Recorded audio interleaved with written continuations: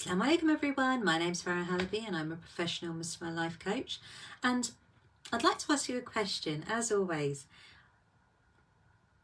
As a professional Muslim woman, you are in your working field, in your home life, in your community, in the various different pockets of your world, in the ways in which you show up in those different pockets in your world. Where would you place yourself? And by that I mean, in the home, where do you come on the hierarchy of on the league table? Where do you come? At work, in your business, or if in whatever you do in a professional capacity, where do you see yourself in terms of your needs, in terms of your wants, in terms of your how you'd like things to go? Where would you put yourself in your community?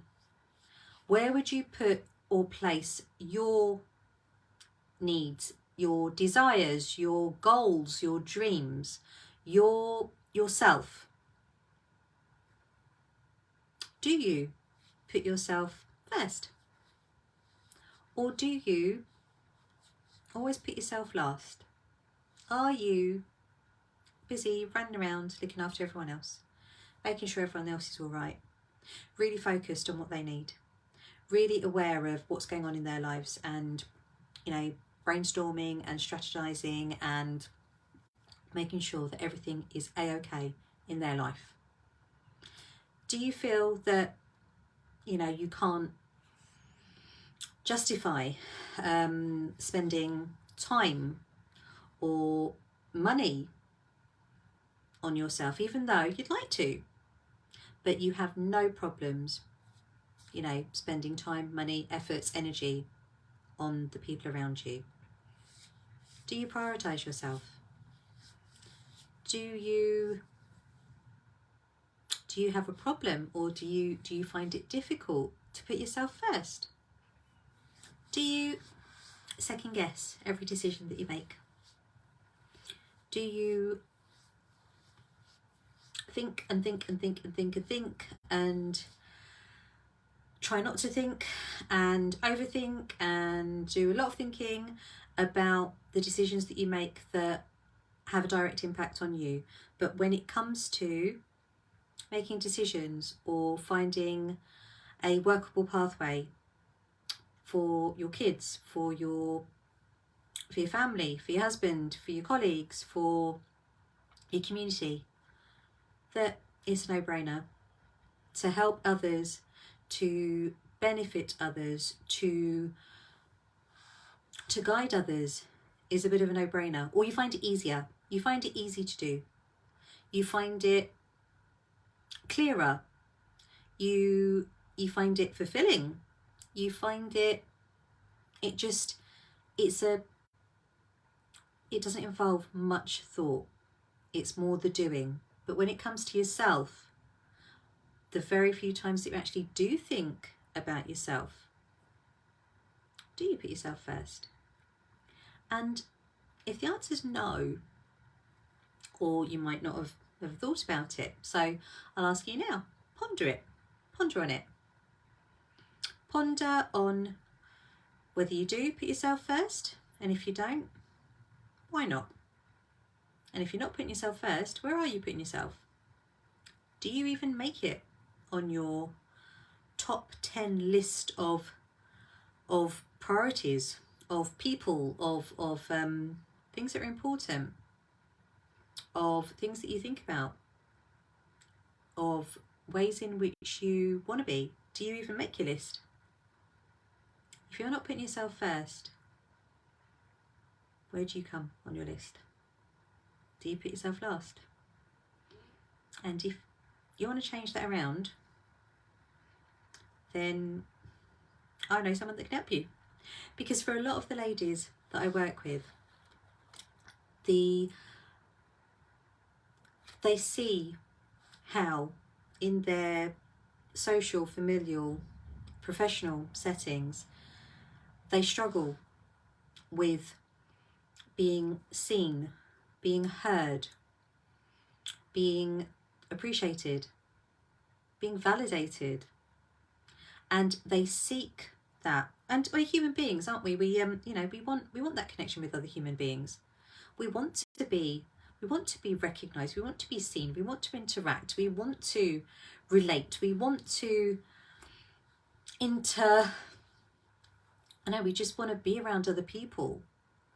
And when we seek our meaning, our worth in others, even if we don't conscientiously do that, if you have ever felt that you're no one's priority, that no one puts you first, that no one considers your feelings above anyone else's, that no one prioritizes you,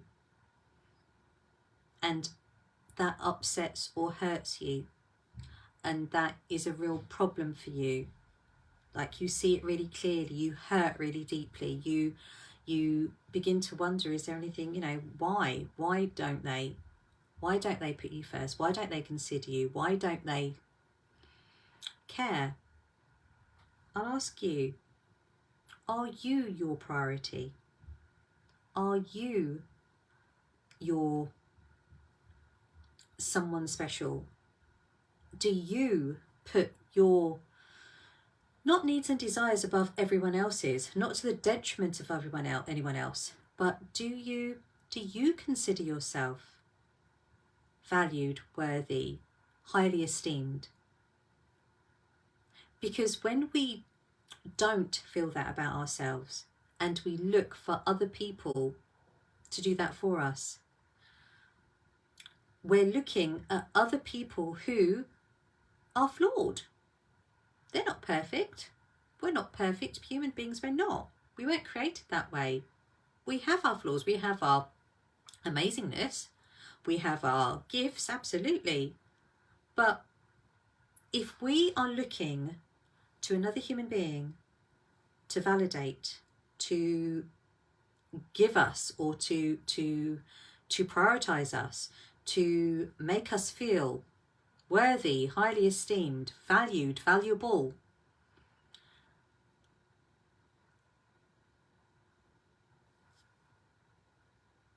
we're looking in the wrong place, because they didn't create us.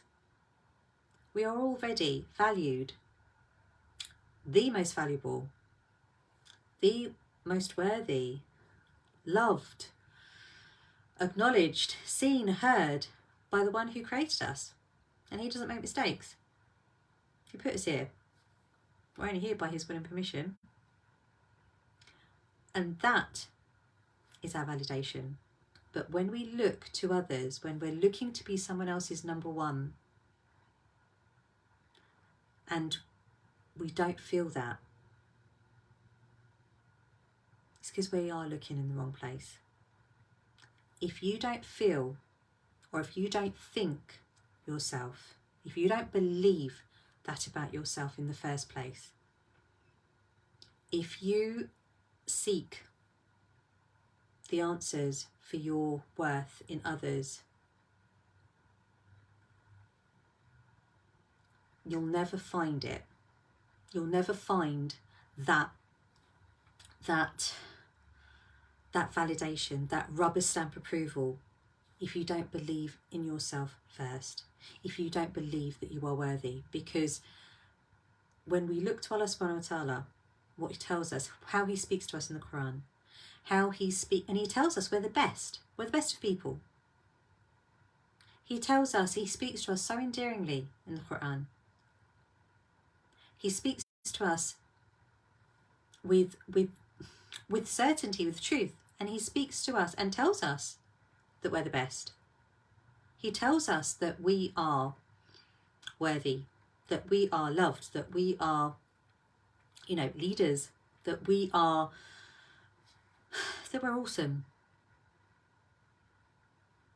So when we look for that in other people who have got their own doubts, they've got their own worries, who've got their own thinking going on about themselves, then we'll never get it from them. So I'll ask you, if you would like to have a workable pathway for you to see yourself, for you to see for yourself, and for you to put yourself at the top of your list, for you to be your number one. Having that for you, having that belief in you, will stop you chasing it from anyone else. And your interactions with those people are going to be very, very different when you are not seeking and needing and really, really, really desperately wanting it from them. Your interactions with those people are going to be very, very different, because you are going to be presenting a version of yourself that is not in need, that is whole, that is aware, that is understanding of who they really are. And that person interacting with your community, with your colleagues, with your family, with your friends, with your peers, that person's going to be showing up completely differently in this world. And if you would like some help to do that, then message me, and I will offer you a space to really explore and create together a way of taking you through this amazing process, this amazing pathway, the science of the Nafs. It's a Quranic model, and it's based on the Quran and the Sunnah, and it's a complete mind transformation that will help you figure out exactly how you can live your life on your terms, how you can live a life without that frustration, that doubt, that worry, that needing from other people validation, and instead create a life from a place of knowing, certainty, hope, purpose, validation, that will not only transform your life, but it's a pretty amazing journey to be on. I know, because I went through it myself. So if you'd like some help, then message me. Can't wait to get started. I look forward to hearing from you very soon. You can email me, connect@farahalibu.com, or you can message me, DM me, whichever way you're watching this. But as always, I pray that you're safe, well, happy and healthy. And inshallah, I shall be on very, very soon for another little convo. But for now, take care. Assalamu alaikum.